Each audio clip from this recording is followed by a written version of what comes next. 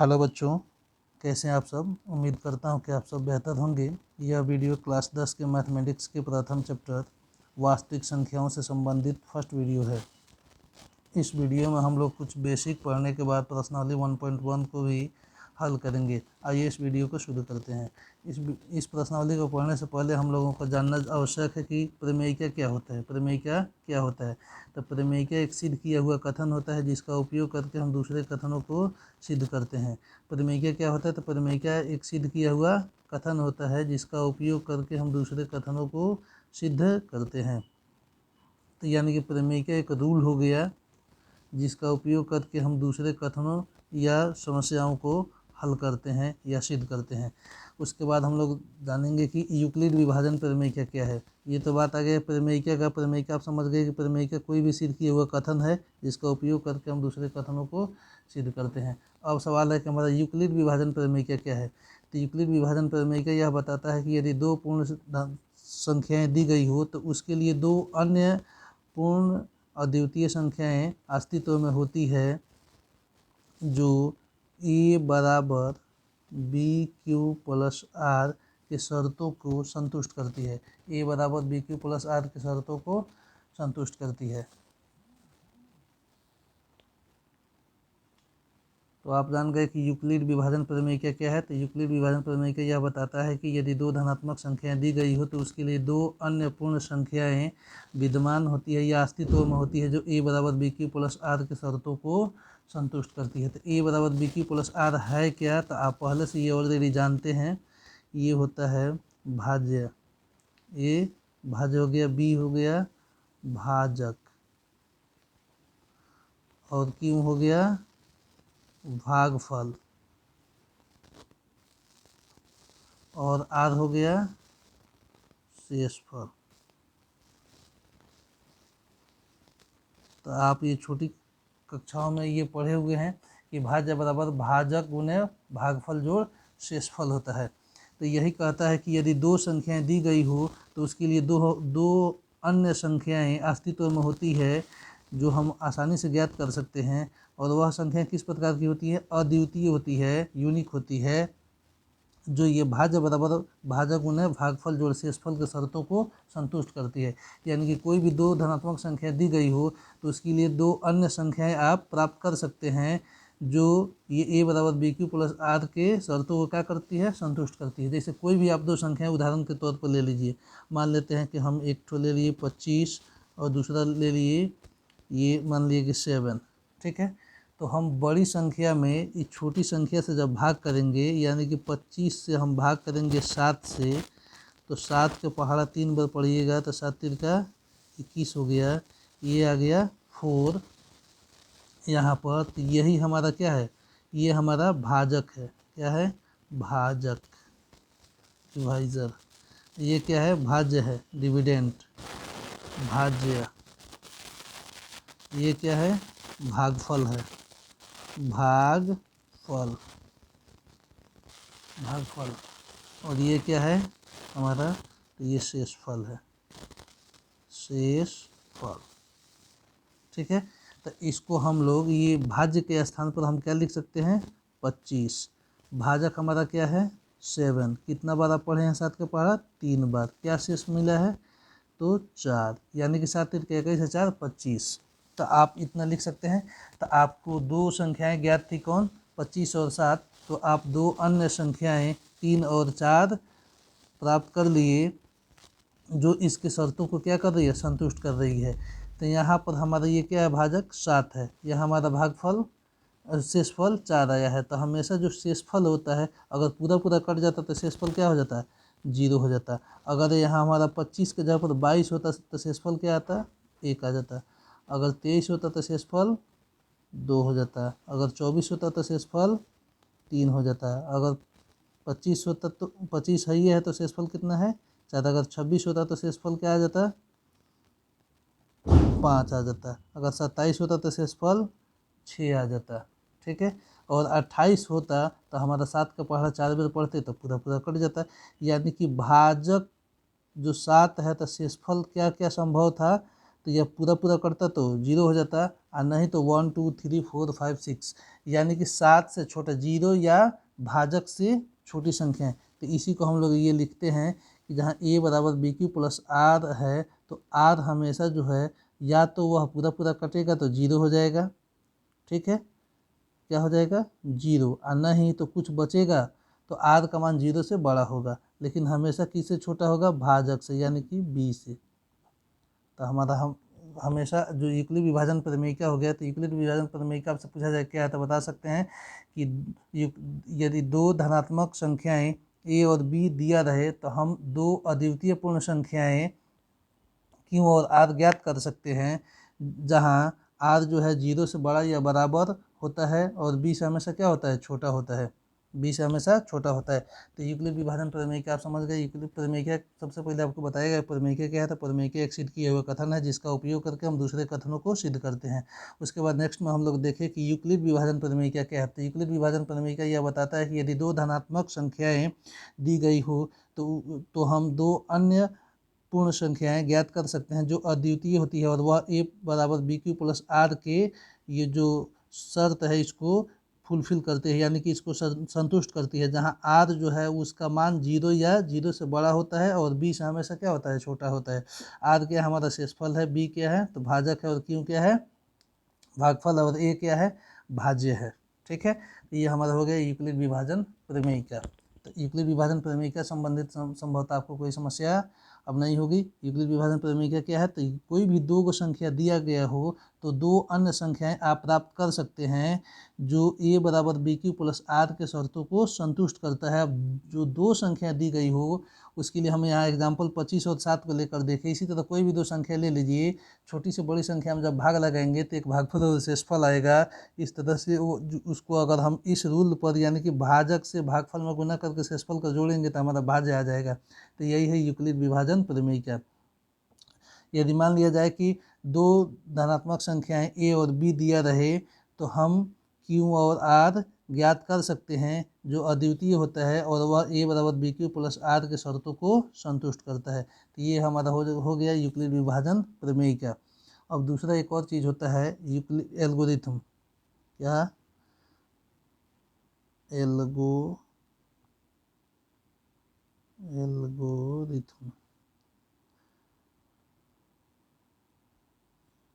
Algorithm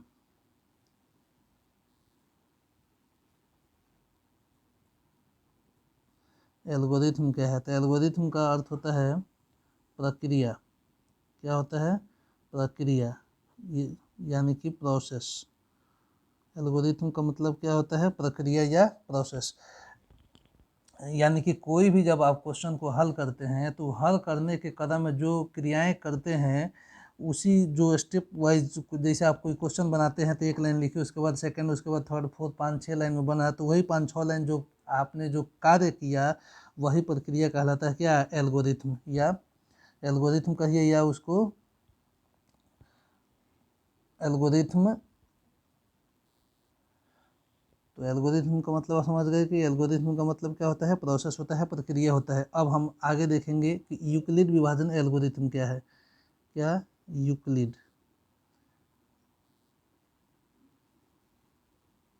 Euclid विभाजन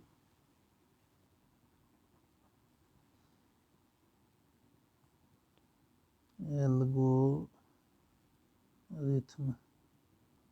Euclid विभाजन algorithm का मतलब तो आप समझ गए हैं क्या होता है, प्रोसेस होता है, प्रक्रिया होता है। किसी भी क्वेश्चन को हल करने के क्रम में जो चरणबद्ध यानी कि स्टेप वाइज जो क्रियाएं की जाती है उसी को बोला जाता है एल्गोरिथम। यूक्लिड विभाजन एल्गोरिथम क्या है, तो यूक्लिड विभाजन एल्गोरिथम जो है दो संख्याओं को के मौसा निकालने का एक चरणबद्ध प्रोसेस है, प्रक्रिया है। यानी कि आपसे पूछा जाए कि यूक्लिड विभाजन एल्गोरिथम क्या है, तो हम कह सकते हैं कि दो धनात्मक संख्याओं के HCF निकालने का यह एक क्या है, प्रक्रिया है। यूक्लिड विभाजन एल्गोरिथम क्या है, तो यूक्लिड विभाजन एल्गोरिथम दो धनात्मक संख्याओं के HCF यानी कि मौसा निकालने का एक चरणबद्ध प्रक्रिया है। यूक्लिड विभाजन एल्गोरिथम क्या है, तो यूक्लिड विभाजन एल्गोरिथम दो धनात्मक संख्याओं के HCF अर्थात मौसा ज्ञात करने का एक चरणबद्ध प्रक्रिया है। प्रोसेस है, इसी को कहते हैं एल्गोरिथम। प्रमेय क्या आप समझ गए कि यदि दो धनात्मक संख्याएं ए और बी दिया रहे तो इसके लिए हम क्यू और आर दो अद्वितीय पूर्ण संख्याएं ज्ञात कर सकते हैं जो ए बराबर बी क्यू प्लस आर के शर्तों को संतुष्ट करता है। उससे पहले आपको बता दिया गया था कि प्रमेय क्या होता है। तो प्रमेय का अर्थ एक सिद्ध किया हुआ कथन होता है जिसका उपयोग करके दूसरे कथनों को सिद्ध करते हैं। उसके बाद हमने बताया आपको कि एल्गोरिथम का मतलब क्या होता है। तो एल्गोरिथम का मतलब बताया कि प्रोसेस या प्रक्रिया किसी भी क्वेश्चन को हल करने के क्रम में जो आप 3, 4, 5, 6, 8, 10 लाइन का जो भी ये क्वेश्चन स्टेप वाइज यानी कि एक लाइन के बाद दूसरा, दूसरे के बाद तीसरा, तीसरे के बाद चौथा, जो ये क्रियाएं करते हैं उसी को हम लोग बोलते हैं प्रोसेस या एल्गोरिथम कहते हैं। यूक्लिड विभाजन एल्गोरिथम क्या है। तो यूक्लिड विभाजन एल्गोरिथम जो है दो धनात्मक संख्याओं के HCF निकालने का एक चरणबद्ध प्रक्रिया है। यूक्लिड विभाजन एल्गोरिथम क्या है। तो दो धनात्मक संख्याओं के HCF निकालने का एक चरणबद्ध प्रक्रिया है, इसी को बोलते हैं हम लोग यूक्लिड विभाजन एल्गोरिथम। तो आइए हम लोग यूक्लिड विभाजन एल्गोरिथम का प्रयोग करके कुछ क्वेश्चनों को हल करने का प्रयास करते हैं और समझने का प्रयास करते हैं कि कैसे हम HCF ज्ञात। अपने मन से कोई भी एग्जाम्पल आप ले सकते हैं। जैसे हम ले लिए यहाँ 35 और 45। तो इसमें हम यूक्लिड विभाजन एल्गोरिथम का प्रयोग करके कैसे इसका HCF निकालेंगे। तो आइए हम लोग देखते हैं। सबसे पहले इसमें जो बड़ी संख्या होगा उसको भाज्य मान लेते हैं, बड़ी संख्या को भाज्य। जैसे यहाँ पर हमने भाज्य मान लिया छोटी संख्या से, इसको क्या करेंगे भाग करेंगे। तो आप यहाँ पर लिख दीजिए बड़ी संख्या 45 हो गया, ठीक है। 35 से अब इसको भाग कर रहे हैं तो 35 का पढ़ा कब बार पढ़ेंगे एक बार, यानी कि हम लोग भाग कर रहे हैं 35 से गुना 1। तो यहाँ लिखेंगे क्या 35। अब यहाँ पर हमारा ये 45 में से 35 घटेगा तो क्या होगा 10। तो यहाँ 35 का पढ़ा एक बार पढ़े तो कितना शेष बचा 10।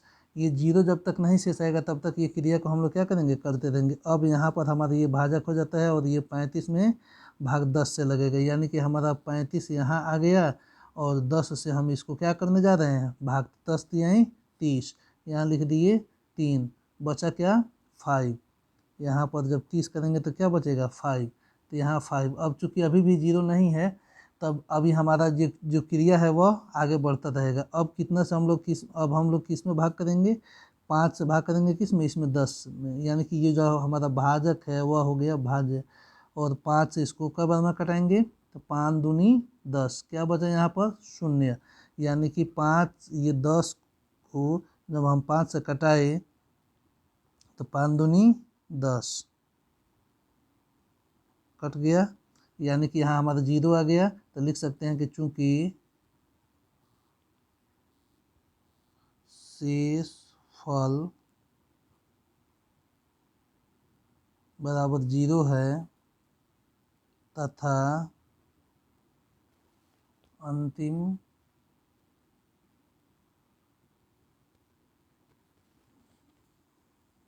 भाजक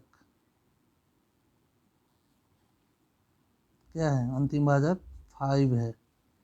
इसलिए HCF ऑफ 45 एंड 35 बराबर क्या आ गया, अंतिम जो भाजक होता है वही HCF होता है 5। इसी तरह हम लोग यूक्लिड विभाजन एल्गोरिथम का प्रयोग करके कोई भी दो संख्या दिया रहेगा तो उसका HCF ज्ञात कर सकते हैं।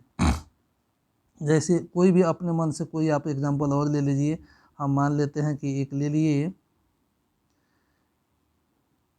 80, ठीक है 80, और एक ले लेते हैं हम 140। क्या ले लिए 140।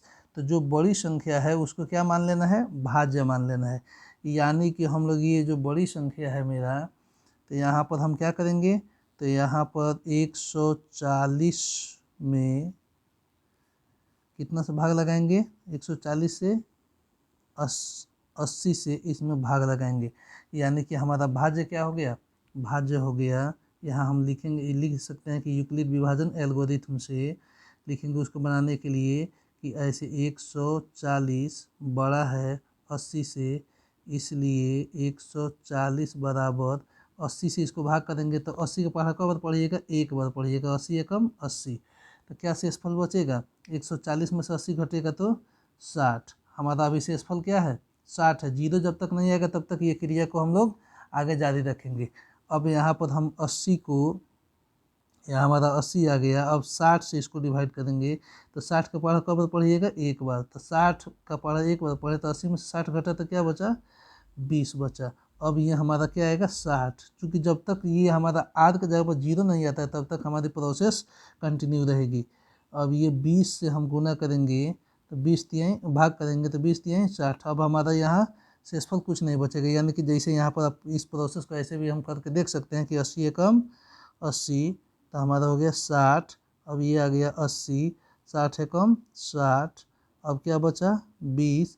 अब 20 से हम जब इसको डिवाइड कर रहे हैं किसको 60 को, तो 3 बाद में क्या होगा पूरा पूरा कट जाएगा। तो हमारा चूँकि शेषफल क्या आ गया, शेषफल आ गया हमारा 0, और जब शेषफल 0 आता है तो उसके साथ जो हमारा अंतिम भाजक होता है वही वो दी गई संख्याओं का HCF हो जाता है। तो लिख सकते हैं कि चूँकि शेषफल बराबर 0 है तथा अंतिम भाजक क्या है 20 है, इसलिए HCF ऑफ इस कोष्ट में लिख देंगे तो ये ऑफ हो गया 80 और 140 बराबर क्या 20। यही हो गया हमारा आंसर। तो आप अपने मन से भी कोई भी दो संख्याएं ले लीजिए और उसका HCF हम लोग यूक्लिड विभाजन एल्गोरिथम से इस प्रकार हम लोग, आप 6 में 7 में आप इस मेथड से HCF निकालने को पढ़े हुए हैं, लेकिन यहीं पर हमको HCF ऐसे ना निकाल के ऐसे निकालना है। यही है यूक्लिड विभाजन एल्गोरिथम। आइए हम एक दो और एग्जाम्पल देखते हैं, उसके बाद हम लोग प्रश्नावली को शुरू करेंगे। एक एग्जाम्पल 3, जैसे हम मान लेते हैं कि एक संख्या 130 है और दूसरा 420 है, तो यूक्लिड विभाजन एल्गोरिथम का प्रयोग करके इसका HCF ज्ञात करना है। तो यहाँ पर 120, 130 और 420, तो इसमें हमारा बड़ा कौन सा है, तो हमारा बड़ा है तो लिख लेंगे डायरेक्ट। अब ये भाग वाला प्रोसेस छोड़ते हैं, हम डायरेक्ट ऐसे बनाने का प्रयास करते हैं। आप लोग ध्यान से देखिएगा, तो हम लिख लेते हैं ऐसे, लिखेंगे कि 420 बड़ा है 130 से। तो यूक्लिड विभाजन एल्गोरिथम यहाँ लिख लेंगे कि यूक्लिड विभाजन एल्गोरिथम से, अब यहाँ हमारा 420 को हम कितना से इसको डिवाइड कर रहे हैं, तो 130 से। 130 का पहाड़ा जब हम लोग कई बार पढ़ेंगे 3 बार पढ़ेंगे 130 का, तो 130 जब 3 बजे तक 390 हो जाएगा। तो 420 में से 390 घटेगा तो हमारा शेषफल क्या बचेगा 30 बचेगा, शेषफल 30। तो शेषफल जब तक 0 नहीं आएगा तब तक हमारी प्रोसेस क्या होगी चलती रहेगी। अब हम क्या करेंगे, तो अब यहाँ पर हम 130 को यहाँ लिखेंगे और इसको हम 130 को अब 30 से इसको क्या कर रहे हैं भाग कर रहे हैं। 30 चौका 120, यानी कि 120 आ गया। 30 में से 130 में से 120 घटेगा तो क्या बचेगा 10 बचेगा। अभी भी हमारा ये शेषफल 0 नहीं आया, तो अभी भी हमारी क्रिया क्या होगी कंटिन्यू रहेगी। अब 10 से इसको हम लोग भाग करेंगे तो 10 तिहाई क्या होता है 30, यानी कि हमारा शेषफल क्या आ गया 0। तो यहाँ लिखेंगे कि चूँकि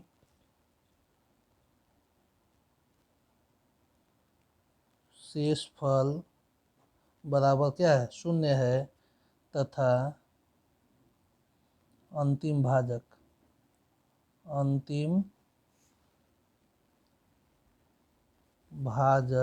बराबर 10 है, इसलिए HCF ऑफ 130 एंड 420 बराबर क्या आ गया 10। इस तरह से आप बहुत ही आसानी से कोई भी दी गई दो संख्याओं का HCF निकाल सकते हैं। आइए अब हम लोग यहाँ से प्रश्नावली को शुरू करते हैं। बच्चों, अब हम प्रश्नावली 1.1 को हल करेंगे। यहाँ पर आपको मैं बुक दिखा रहा हूँ, आप यहाँ पर क्वेश्चन को पढ़िए देखिए, उसके बाद हम लोग आगे बढ़ेंगे। कह रहा है कि निम्नलिखित संख्याओं का HCF ज्ञात करने के लिए यूक्लिड विभाजन एल्गोरिथम का प्रयोग कीजिए। जो क्वेश्चन दिया हुआ है यहाँ पर, ये इन संख्याओं के एचसीएफ ज्ञात करने के लिए हम लोगों को किस विधि का उपयोग करना है, यूक्लिड विभाजन एल्गोरिथम का। तो अब हम इसको, इस प्रोसेस को आगे बढ़ाते हैं। तो हम फर्स्ट क्वेश्चन को देखते हैं जो कि दिया हुआ है क्या, यहाँ प्रश्नावली 1.1 का पहला क्वेश्चन, पहला का फर्स्ट है 135 और 225, 135 और 225। तो आप बताइए दोनों में बड़ा कौन है। तो दोनों में 225 जो है हमारा बड़ा है किससे, 135 से। तो यहाँ हम लिख सकते हैं कि यूक्लिड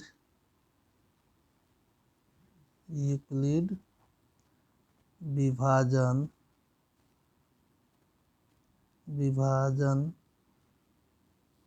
एल्गोरिथम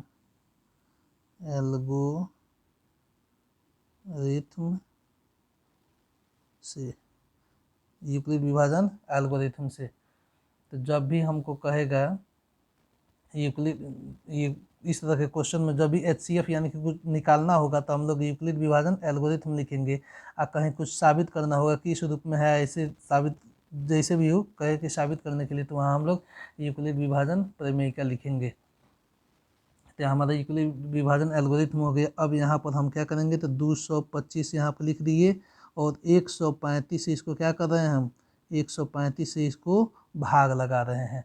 तो जैसे यहाँ पर मैं आपको भाग की क्रिया के माध्यम से भी मैं आपको यहाँ पे समझाता हूँ।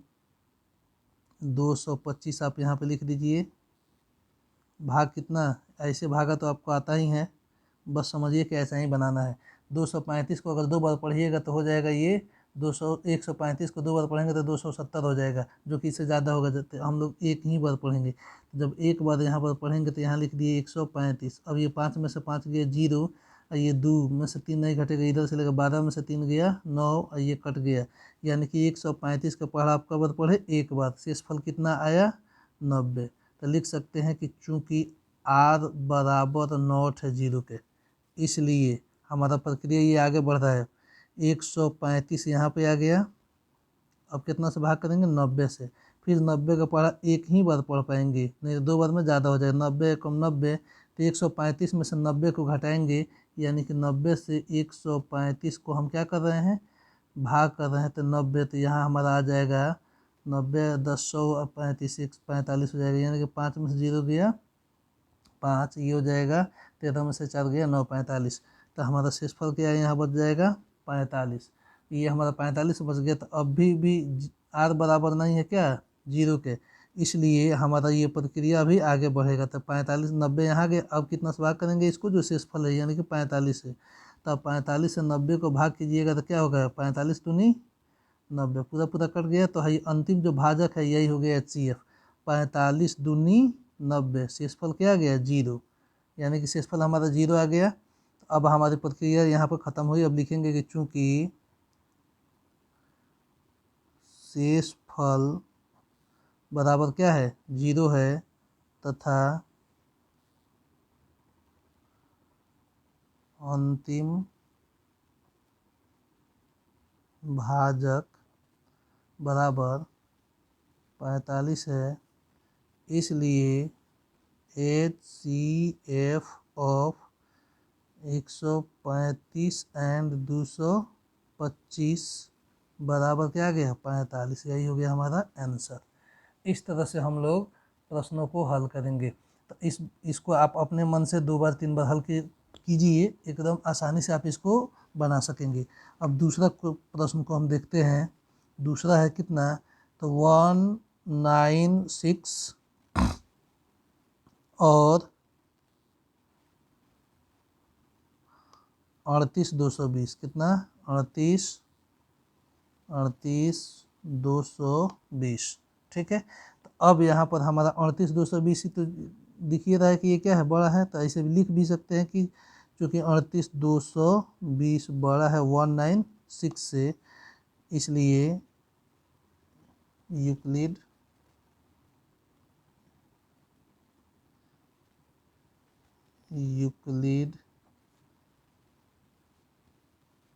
विभाजन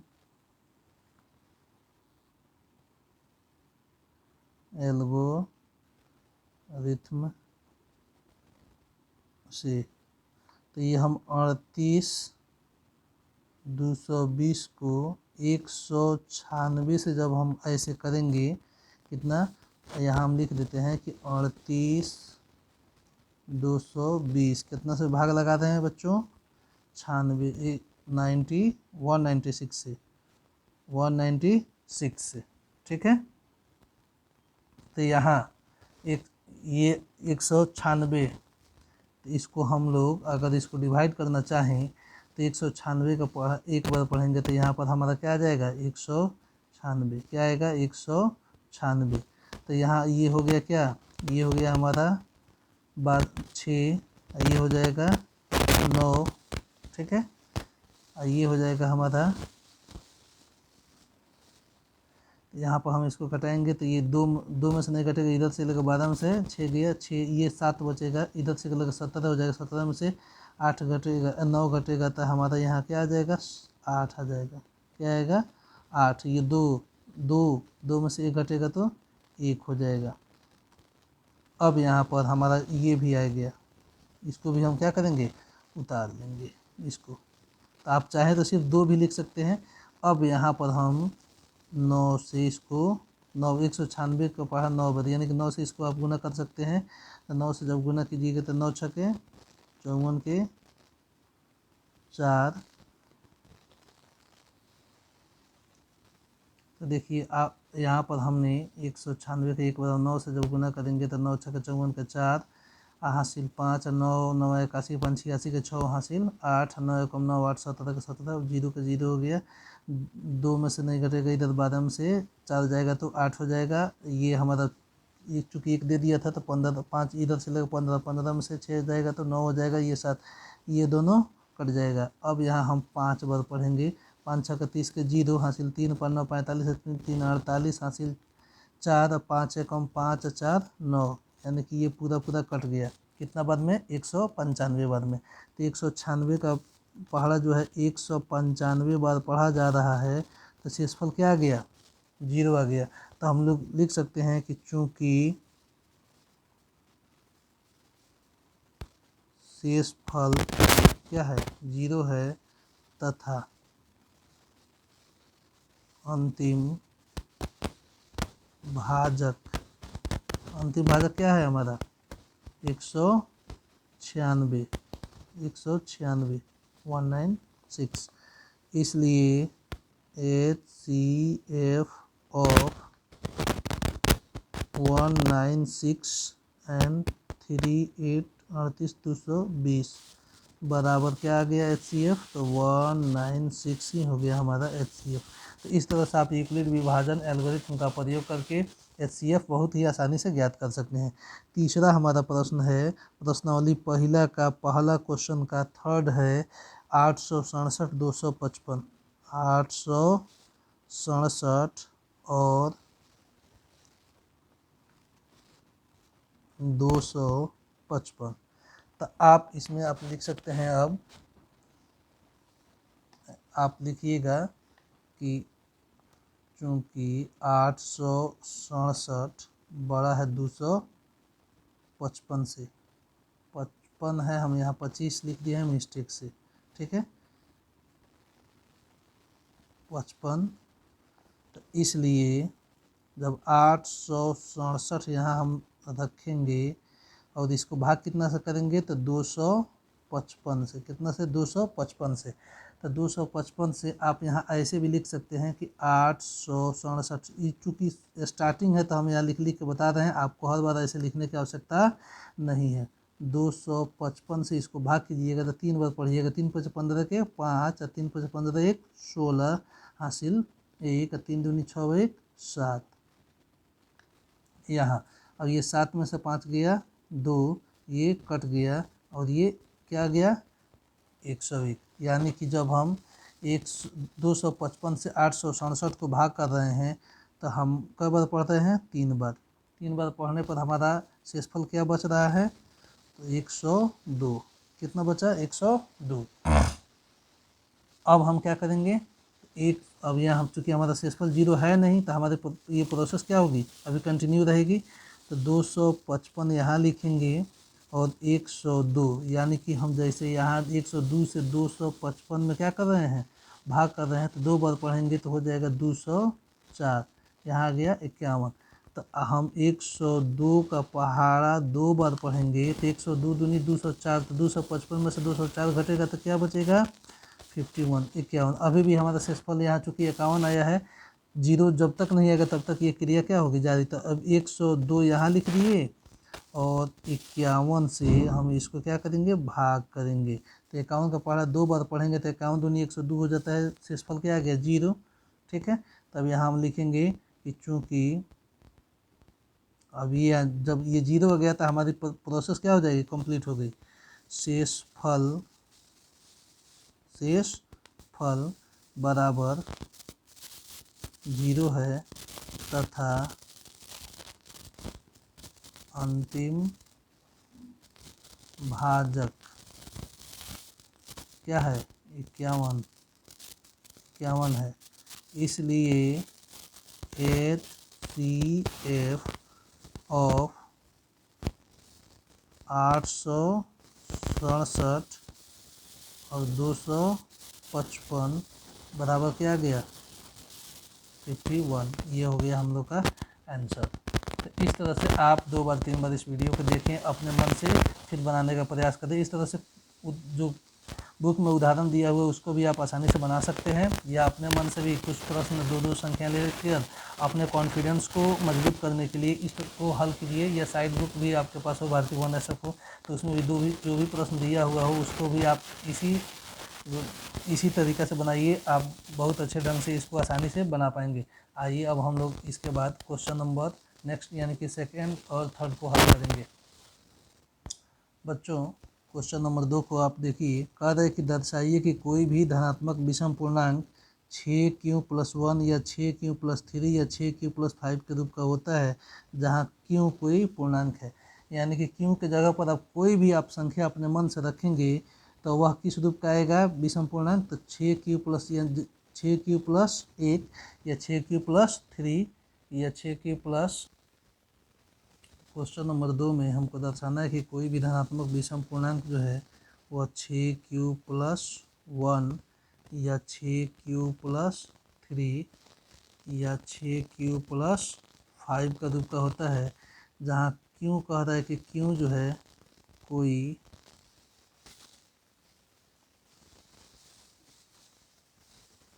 पूर्णांक है। क्यों क्या है, क्यों कोई पूर्णांक है। तो यहाँ क्यों के जगह पर आप कोई भी संख्या ले लें, 1 ले लें, 2 ले लें, 3, जैसे 1 ले लेते हैं, 6 कम 6 1 7 हो जाएगा, 2 रख देंगे 6 दूनी 12 1 13। यहाँ 6 को अगर आप 5 रख देते हैं, 6 5 30 और 3 33। अगर यहाँ 8 रख देते हैं तो 6 8 48 और 5 53। यानी कि सभी जो भी संख्याएं आ रही हैं वो सब के सब क्या हैं, विषम पूर्णांक है। तो वही कह रहा है कि इसको साबित करना है, दर्शाना है। तो जब भी ऐसे साबित करना या दर्शाने कहेगा तो हम लोग यूक्लिड विभाजन प्रमेय का उपयोग करके प्रश्न को हल करेंगे। तो हम लोग लिखें, सबसे पहले हम लिखेंगे कि माना कि ए कोई धनात्मक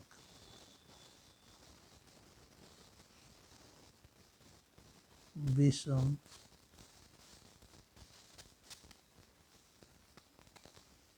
पूर्णांक है।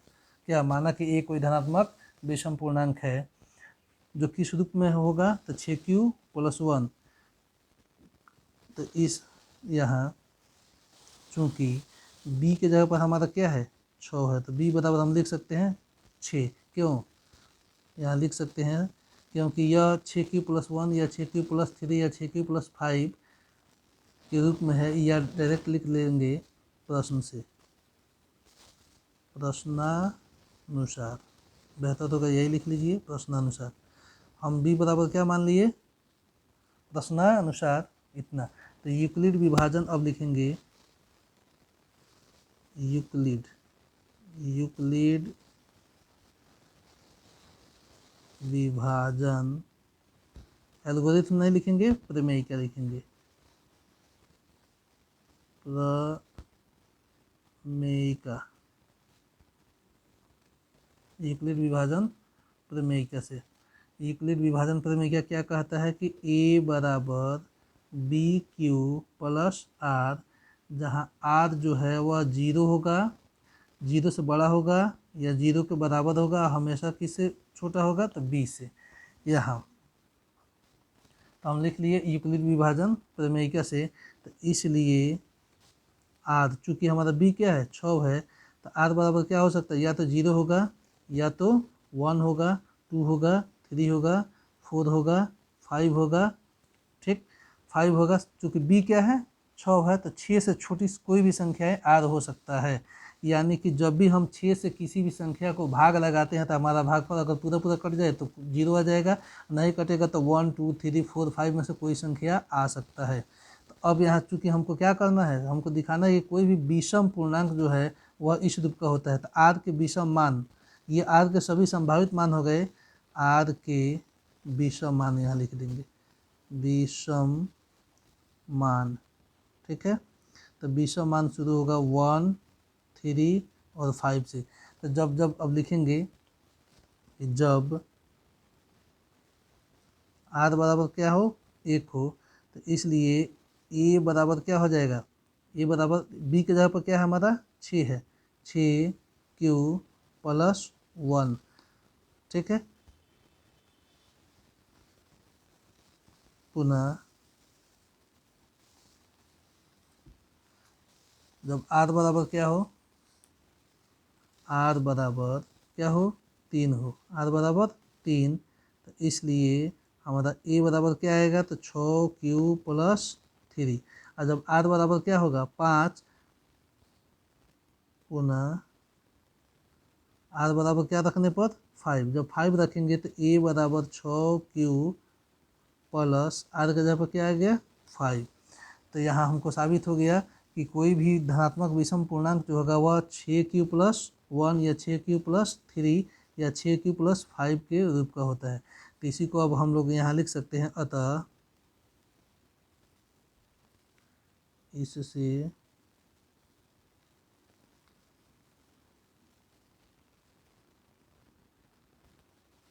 साबित होता है कि कोई भी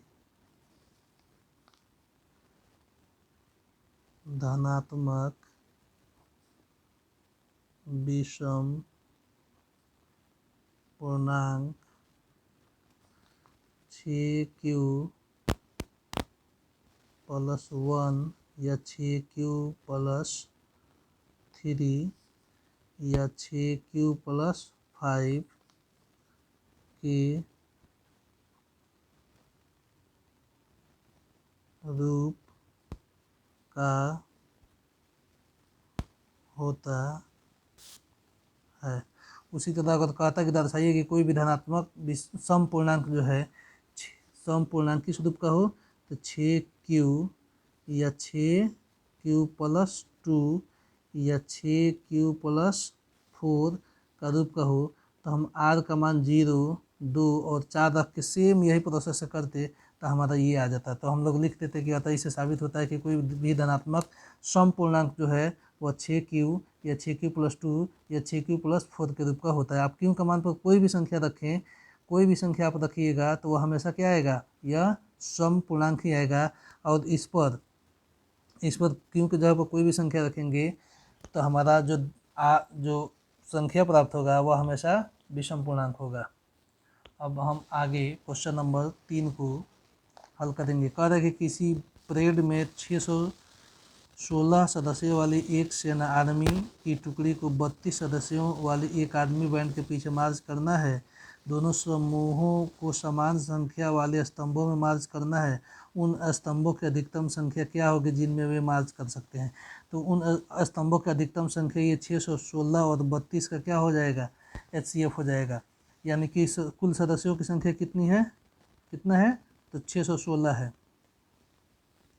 एक 32 सदस्यों वाली एक आर्मी बैंड के पीछे मार्च करना है। तो मार्च करने वाले में टुकड़ी में कितने सदस्यों की संख्या होगी? 32।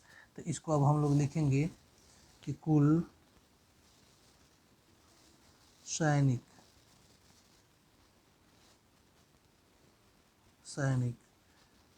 बराबर 616।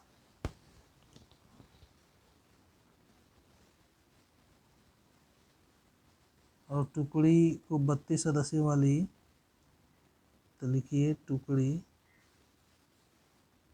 में सैनिक 32। तो इसलिए हमारा जो वह अधिकतम उन क्या कर रहा है, उन स्तंभों की अधिकतम संख्या क्या होगी जिनमें वे मार्च कर सकते हैं। तो अधिकतम उन स्तंभों की अधिकतम संख्या दोनों का HCF हो जाएगा। लिखेंगे चूँकि 616 बड़ा है 32 से, तो यूक्लिड विभाजन एल्गोरिथम से हम इसका HCF निकाल देंगे। लिखने की आवश्यकता नहीं है, यूक्लिड विभाजन एल्गोरिथम 616 लिखिए। और इसको हम कितना से भाग कर रहे हैं? 32 से। कितना से? 32। तो आप यहाँ पर ऐसे भी करके भागा कर सकते हैं। तो इसको आप ऐसे हल कीजिए कि 320 से 616 को कटाएंगे तो हम कई बार पढ़ेंगे? एक बार पढ़ेंगे। जैसे आप यहाँ पर 616 लिख भी सकते हैं और 320 से इसको क्या कर रहे हैं? भाग कर रहे हैं। तो कई बार पढ़ रहे हैं? एक बार। 320 हो जाएगा ऐसे। ये अब 6 में से 0 गया 6, ये 11 में से हो जाएगा 9, ये हमारा 5 में से 3 घटेगा तो 2। तो यहाँ पर हमारा शेषफल क्या आया? 296। अब ये 296 से 320 में क्या होगा? भाग लगेगा, यानी कि 320 यहाँ पर लिख लिए और 196 से इसको तो फिर एक बार पढ़ेंगे। कब बार? एक बार। 2 बार पढ़ेंगे तो ज़्यादा हो जाएगा, एक बार पढ़ेंगे।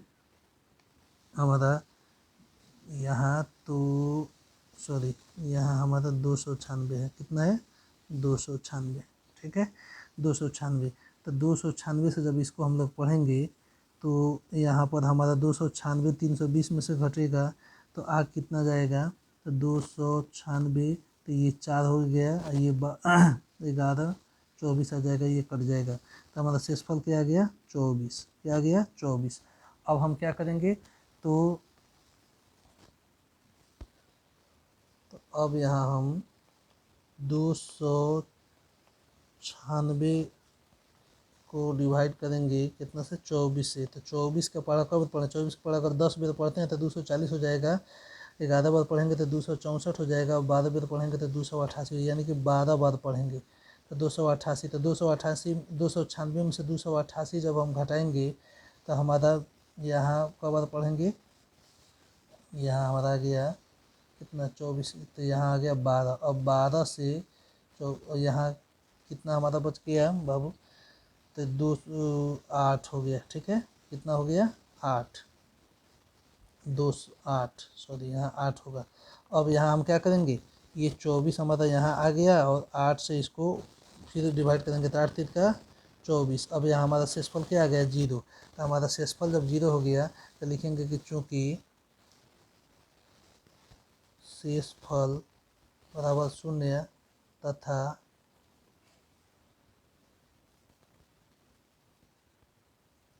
अंतिम भाजक बराबर क्या है? 8 है। तो इसलिए HCF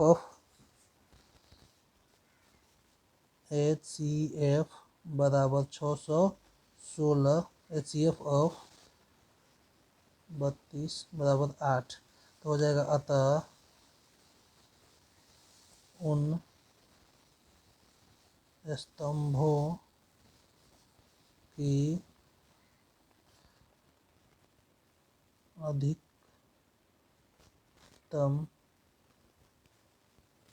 संख्या 8 होगी। कब होगी? 8 होगी, जिनमें वे क्या कर सकते हैं? मार्च कर सकते हैं। तो बच्चों इस वीडियो को आप 2 बार 3 बार देखिए और अपने मन से इसको हल प्रश्नों को बनाने का प्रयास कीजिए। मैं उम्मीद करता हूं कि आप बेहतर ढंग से बना पाएंगे। यदि फिर भी आपको कहीं समस्या होती है तो आप कमेंट करके पूछ सकते हैं या ऑफलाइन आने पर भी आपको समझा दिया जाएगा। तो नेक्स्ट वीडियो में हम लोग जो क्वेश्चन 2 बच जा रहा है 4 और 5, उसको हम लोग कवर कर लेंगे। Thank you for watching.